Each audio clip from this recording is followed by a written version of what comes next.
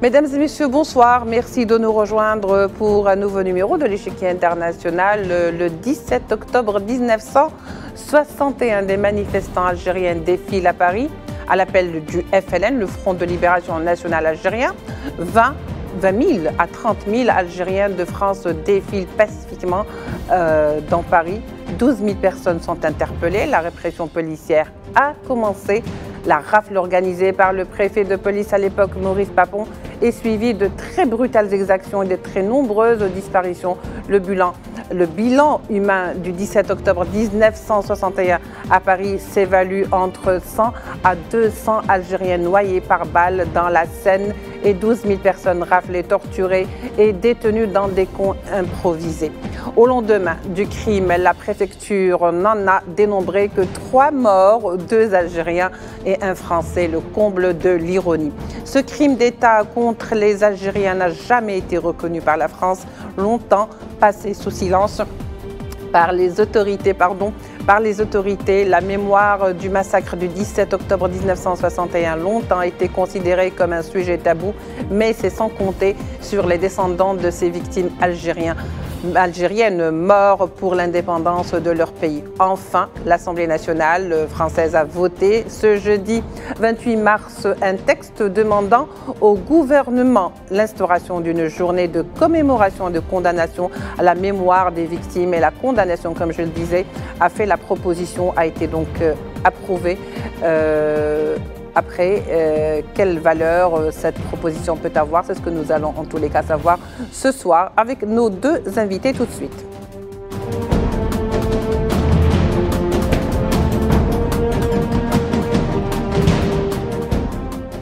Alors nous accueillons avec beaucoup de plaisir Gamal Abina, expert en questions internationales, est avec nous en direct de Paris. Gamal, bonsoir. Bonsoir, merci pour l'invitation. Merci à vous. Et bien sûr, François Deroche, représentant de l'association Justice et Droits sans frontières. Merci d'être avec nous, monsieur François Deroche. Bonjour à vos téléspectateurs et à votre invité Gamal. Alors pour commencer, Gamal, 63 ans, disons-le, après, la proposition vient d'être faite auprès de l'Assemblée française et qui donc a été adoptée avec 85 ou 89,50. Donc on peut dire que c'est une victoire, cette reconnaissance, ou comment peut-on la qualifier? Ou est-ce que c'est trop aller en besogne que de le dire? Bon, déjà, c'est une victoire dans la mesure où la personne qui a porté ce texte, que je connais, qui est une amie, qui est Sabrina Sebaï, qui est donc une élue des Verts, qui se bat depuis des années à nos côtés pour la reconnaissance de ces crimes ce crime d'État, a porté ce texte. Elle a été menacée d'ailleurs, 60 ans après, il y a toujours l'extrême droite qui est à la manœuvre.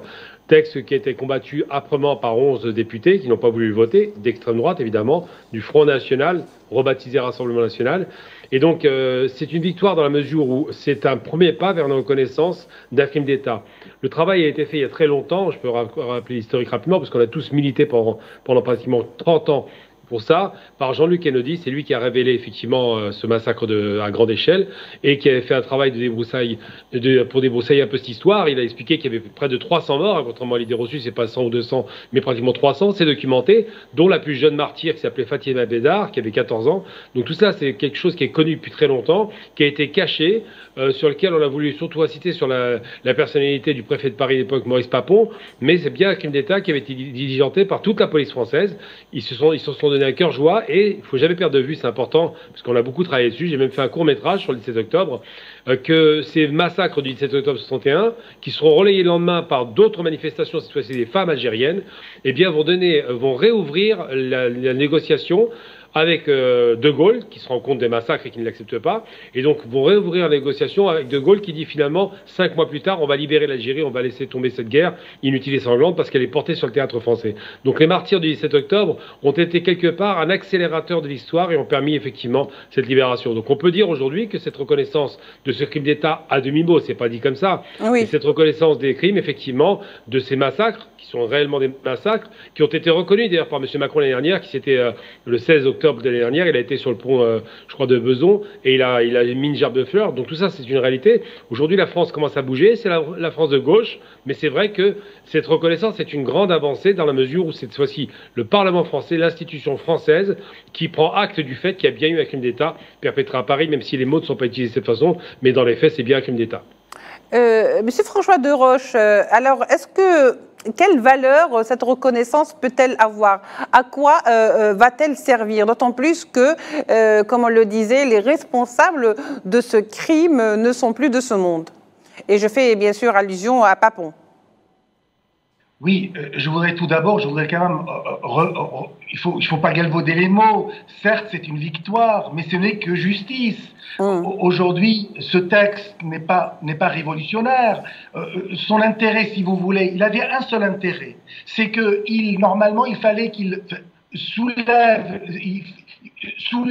le débat au sein de l'hémicycle pour un peu révéler l'état actuel de l'opinion concernant la mémoire de la guerre d'Algérie. Or, qu'est-ce qu'on a vu? On avait eu 67 députés, c'est-à-dire le 10e des députés français qui étaient présents. Ça, c'est la première chose, et c'est vraiment regrettable. Ensuite, si vous voulez, le 17 octobre a toujours été, 1961 était toujours un peu les fantômes autour des événements d'Algérie, parce qu'à l'époque, on parlait pudiquement des événements d'Algérie, on ne parlait pas de la guerre d'Algérie, ni des Algériens de Syria qui venaient tout simplement réclamer leur liberté, leur droit à l'autodétermination. Et je voudrais également rappeler que le président de la République nous a dit récemment que là, il va y avoir levée des secrets défense. Or, si on veut aujourd'hui réparer, il faut connaître la situation. Sauf qu'aujourd'hui, comme vous l'avez dit tout à l'heure dans votre introduction, la version officielle, c'est 3 morts et quelques blessés. Or, on sait très bien aujourd'hui que c'est plusieurs centaines de morts. Tout à l'heure, vous avez dit entre 100 et 200. Mais pourquoi on n'ouvre pas une fois pour toutes les archives pour qu'on connaisse exactement le nombre des morts. Victimes. Et puis aujourd'hui, je voudrais, si vous permettez, cette loi s'inscrit dans une démarche de réconciliation mémorielle qui est impulsée certes par M. Macron en 2021. Ça a toujours été confiné jusqu'à maintenant uniquement dans les sérails du pouvoir. Si on veut vraiment que la réconciliation soit totale, soit complète, et surtout soit comme celle parfaite, comme la réconciliation entre la France et l'Allemagne, il faut passer par la case tribunal. Il faut absolument réparer. On ne peut pas commettre un crime et ne pas après le réparer par la suite. Ça, c'est le cheminement normal des choses. On devrait réparer pour justement pouvoir faire la paix des braves entre deux nations qui ont fait la guerre à un moment donné. Gamal Abina, justement, voilà un fait, une proposition qui vient d'être adoptée. Déjà, c'est un pas en avant considérable dans cette affaire du 17 octobre 61. Alors, longtemps, disons-le, 63 ans après, on n'en parlait que très peu, ou en tous les cas, beaucoup de vérités n'étaient pas dites sur ce sujet, ou étaient plus ou moins masquées, ou tout simplement, il y avait plus de mensonges que de vérités, et plus de choses qui n'ont jamais voulu être révélées. Aujourd'hui, on en parle comme étant effectivement un événement. D'ailleurs, l'auteur Fabrice Riceputi, qui a écrit un ouvrage là-dessus, a carrément, lui, parlé d'un crime d'État. Alors aujourd'hui, on peut dire ou appeler les choses par leur nom, finalement. Bah oui, il faut rappeler quand même que c'est la première fois qu'on massacre à une telle échelle avec un ordre donné à la police de faire ce qu'ils veulent. Pour un coup donné, on leur rendra 10, c'est ce qui avait été dit, parce que quelques policiers avaient été tués pendant la guerre d'Algérie, effectivement. Donc ils ont passé des ordres à leurs policiers qui sont comportés comme des voyous. Il faut rappeler quand même les circonstances. C'est vrai qu'aujourd'hui, on peut parler de crime d'État, parce que c'est un ordre direct qui était donné par le préfet de Paris à destination de sa police, et tous les responsables des commissariats ont reçu la même directive, à savoir vengez-vous. Or, dans un état de droit, on ne se venge pas, on fait la justice. Là, il faut rappeler le contexte, il y a eu un couvre-feu qui avait été instauré contre les Algériens, donc un couvre-feu raciste qui obligeait les Algériens à rentrer chez eux à partir de 18h. Et ce couvre-feu, ils ont voulu le braver en disant nous ne pouvons pas accepter d'être nous. À ce moment-là, les Algériens sont devenus français depuis 1958. De Gaulle leur donne des droits égalitaires. Et donc, on cible une communauté en fonction de sa couleur de peau. Bon, Algérien, évidemment, Marocain, Tunisien, dans la même mesure, mais on a bien compris que c'est les Maghrébins. Et on leur dit, vous sortez plus de chez vous, vous cachez. Et là, donc, il y a une convergence de Nanterre, des bidonvilles de Nanterre et d'un peu partout, vers Paris, entre 30 et 45 000 personnes qui se font massacrer. Il y aura 15 000 déportations, il y aura 300 morts supposément avérés ou supposés, ça dépend des historiens. Mais ce qui est certain, c'est que ce crime d'État est un crime qui est documenté et pour lequel une partie des archives a été immédiatement brûlée. C'est vous dire à quel point les criminels ne voulaient pas cette trace.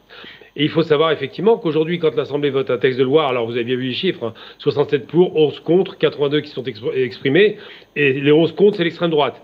Ce qui se passe, c'est que ça a bougé. C'est vrai que le corps représentatif n'est pas important, mais ça a quand même bougé parce que la gauche était présente et s'est mobilisée et que les absents ont toujours tort. Alors, qu'est-ce qu'on peut dire? Oui, crime d'État. Est-ce qu'il doit y avoir réparation? Il doit y avoir au moins reconnaissance. C'est un début de reconnaissance parce que, et c'était dit tout à l'heure par François de Roche, quand l'Allemagne et la France font la paix, ils le font sur la base de reconnaissance des crimes, de condamnation des crimes, des tribunaux comme Nuremberg qui vont se succéder pendant 2 ans, 3 ans. Et à ce moment-là, les Allemands demandent pardon. Et le problème de la France, c'est qu'elle veut la paix avec l'Algérie sans écrire l'histoire, en niant les faits et en ne demandant pas pardon. Les massacres du 17 octobre sont un massacre à grande échelle qui n'avait jamais été perpétré en Europe depuis des siècles, on peut le dire. Et la dernière fois qu'en France il y a eu un massacre aussi important, ça vous donne un petit peu le poids de l'histoire, c'était la Commune de Paris en 1870. Vous imaginez un peu qu'ils ont dépassé les massacres de la Commune, c'était une centaine de morts, là c'est 3 fois plus, mais au moins la Commune, ils ont reconnu qu'il y a eu des morts.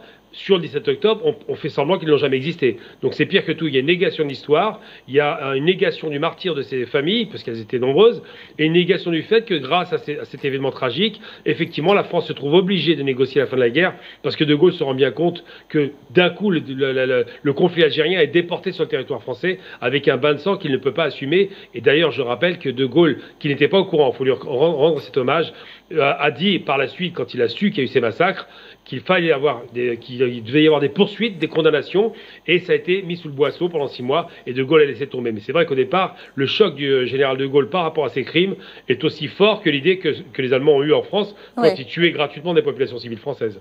Oui, François de Roche, revenons donc à ce premier pas qui a été franchi, et d'ailleurs tant mieux pour les Algériens et les Algériennes de France. Mais est-ce que vous ne pensez pas que finalement cette proposition, est-ce qu'elle peut impliquer ou impliquera-t-elle d'éventuelles démarches sur le plan pénal et juridique, d'autant plus que les principaux, comme je le disais, les principaux protagonistes de ce crime ne sont plus de ce monde? Non, mais il y a l'État quand même. Oui. L'État est là pour représenter ceux qui ont travaillé en son nom. Effectivement, tout à l'heure, quand on a parlé, c'est un crime d'État. Évidemment, c'est un crime d'État. C'est le préfet, c'est le représentant de l'État. Ce sont les viscères de l'État. C'est le cerveau de l'État. Le préfet, il représente l'État. Donc, c'est l'État qui a agi. C'est l'État qui a tué ces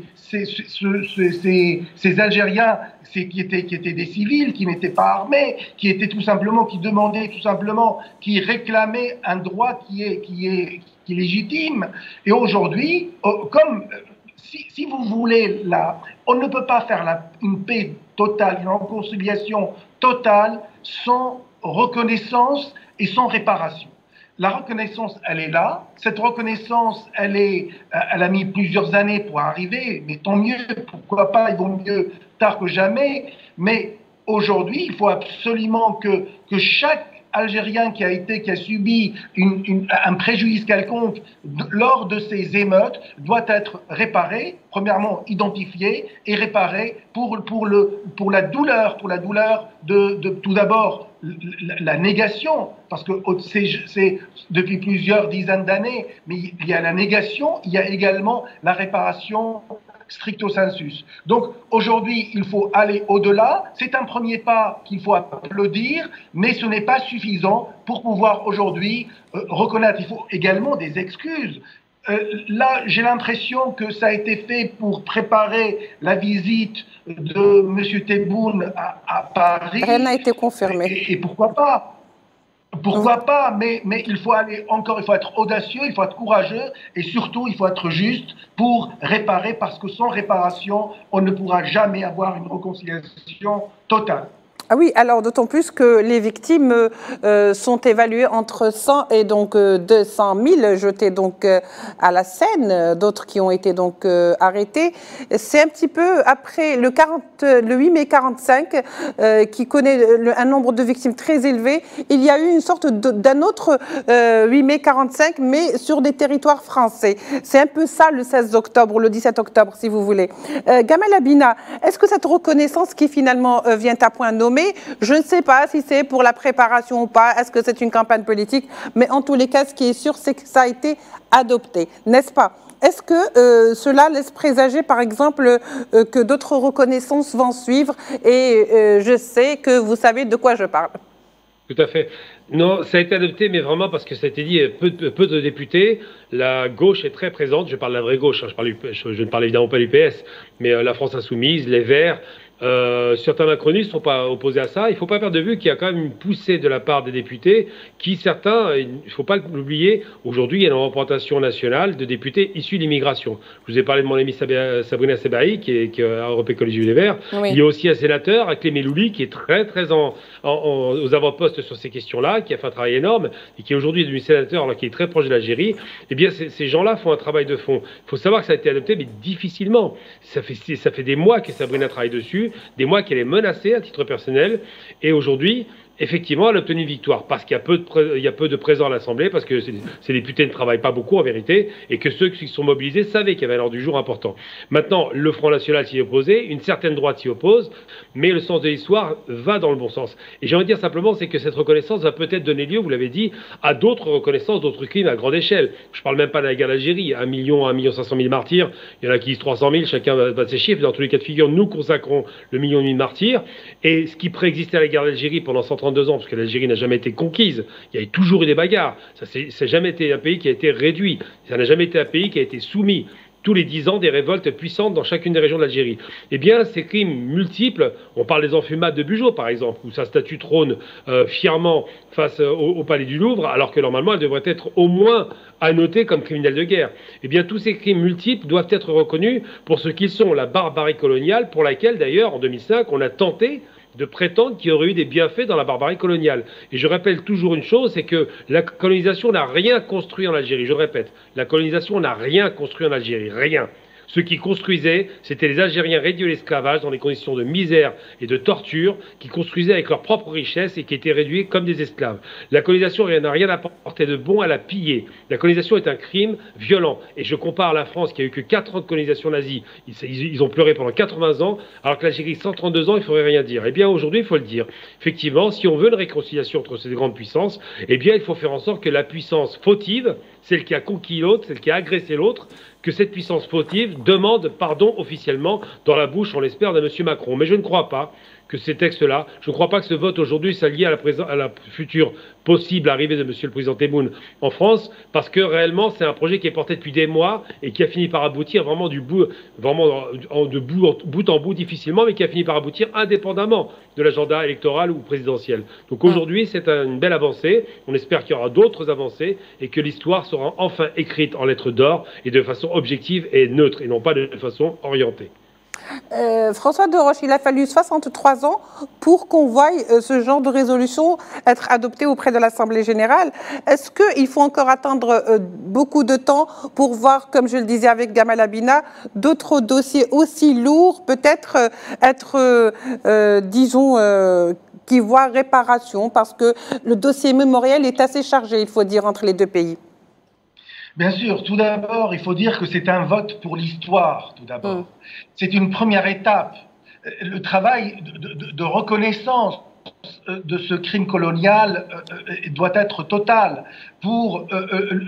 Si vous voulez, c'est un crime d'État, mais il faut nommer les choses. Pour pouvoir avancer, il faut savoir nommer et avoir le courage de le nommer. Je pense qu'aujourd'hui, ce texte a fait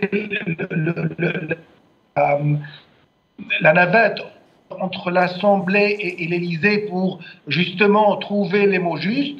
Et initialement, un crime d'État, ça n'a pas été retenu. C'est dommage parce que quand on reconnaît les choses, on avance. Ça, c'est la première chose. Et puis ensuite, il faut rappeler que le ministre qui était là, chargé des collectivités territoriales qui était présente, Madame Dominique Faure, ne voulait pas de cette journée. Elle a demandé aux députés de dire, grosso modo, elle voulait reconnaître, mais elle ne voulait pas de journée officielle pour commémorer cette journée du 17 octobre. Donc, le travail de mémoire, c'est important, c'est nécessaire, et il faut qu'il soit utile. Utile pour qui? Pour les juridictions. Et j'insiste, parce que le langage judiciaire est un langage de paix quelque part. La paix, elle est, parce que sans justice, il n'y a pas de paix. Et si on veut avoir la paix, il faut avoir une justice. La paix, quand je parle de paix, je parle de paix de l'esprit également. Parce que les Algériens et la France, il y a quand même une certaine fraternité, qu'on le veuille ou non. Même s'il y avait une force occupante qui était un peu violente dans un premier temps, c'est un peuple, ce sont deux peuples qui sont condamnés à vivre ensemble, donc il faut mettre tout sur la table. Et puis surtout réparer ce qui a été commis comme erreur dans le passé. Juste un dernier mot, Gamal Abina. Réparer, cela veut-il dire également, en plus de la reconnaissance, de la condamnation, que finalement il y aura des dédommagements des descendants des victimes, ou est-ce que c'est trop tôt pour en parler? Il n'y aura pas de dédommagement parce que la France n'a pas d'argent et de toute façon, on n'est pas des mendiants. Par contre, je mesurais mon propos. Je vais donner un exemple personnel. Par exemple, mon grand-père est mort 6 mois avant la fin de la guerre, torturé par l'armée française coloniale. Je ne crois pas une seconde, je suis désolé pour M. Deroche, pour le coup, là, on n'est pas sur la même ligne. Je ne crois pas une seconde qu'il y ait une fraternité entre la France et l'Algérie dans la barbarie coloniale.